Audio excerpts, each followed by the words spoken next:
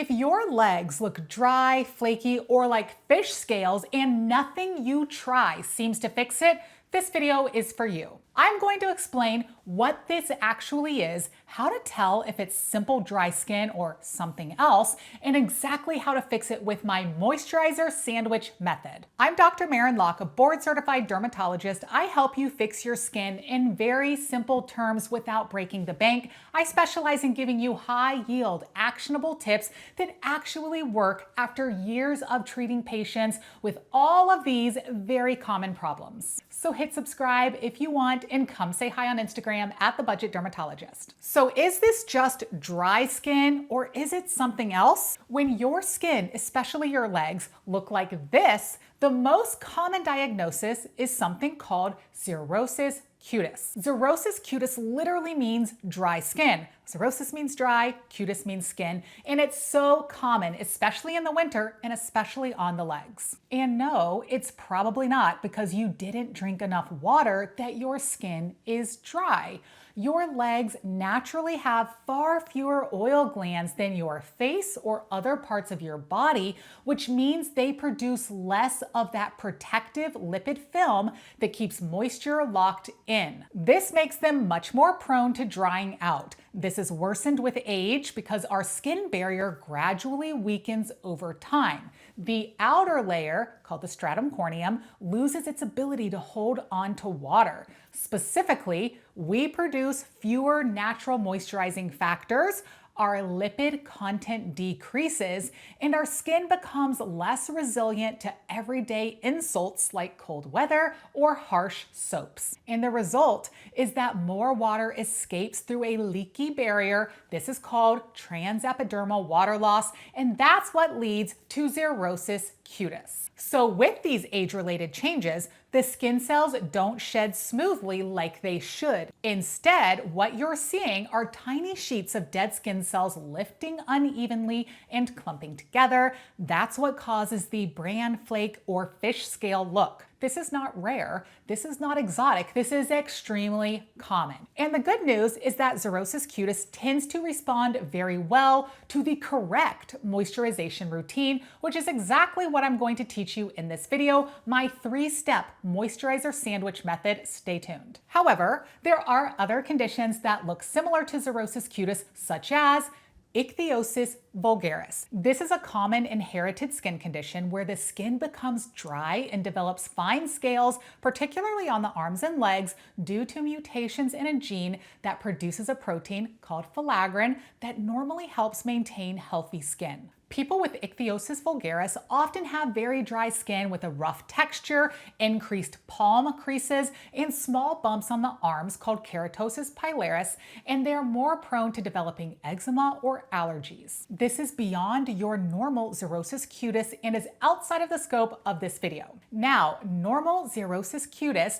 can progress to be a more severe variant called astiotic eczema or eczema craquelé. This is essentially a severe inflammatory form of dry skin. Xerosis Cutis refers to simple dry skin with scaling, while astiotic eczema refers to xerosis that has progressed to include inflammation, redness, and characteristic fissuring with a distinctive cracked porcelain or dry riverbed appearance. The key difference is the presence of polygonal erythematous red lines or cracks separating plates of dry skin in astiotic eczema, along with inflammatory changes that are absent in regular common xerosis. Patients with astiotic eczema typically experience more significant itching and irritation of the skin that we don't commonly see in regular dry skin. If your dry skin has progressed to involve inflammation and cracking of the skin, a normal moisturizing routine might not be enough.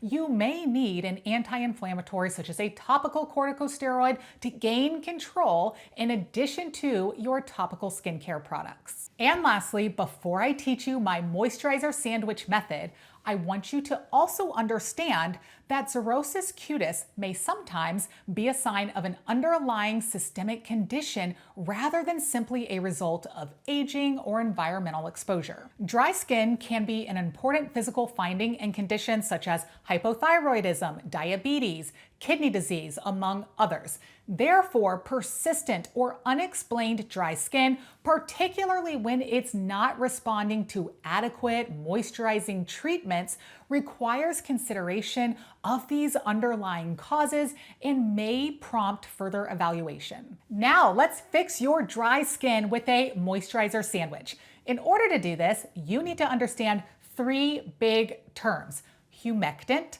emollient, and occlusive. Humectants draw water into the skin.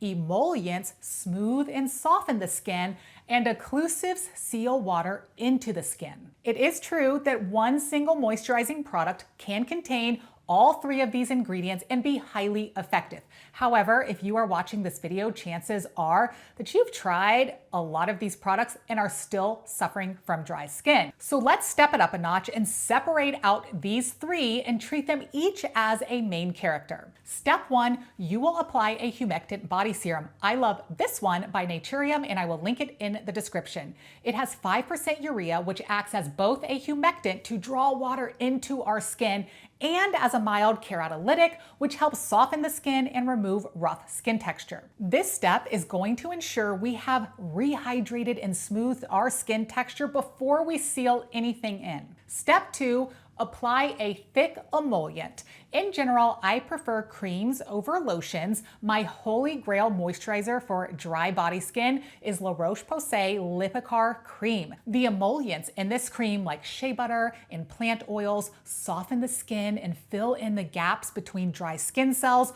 which is why the skin feels almost instantly smoother. This cream also contains ceramides, which are lipids naturally found in your skin that help repair and restore your skin barrier over time. But emollients alone don't fix severe dryness. They need humectants to add water, which we did in step one, and occlusives to seal it in, which we will do next in step three, apply your occlusive. This is going to classically be a thicker ointment that's going to sit like a barrier on top of your skin and prevent transepidermal water loss.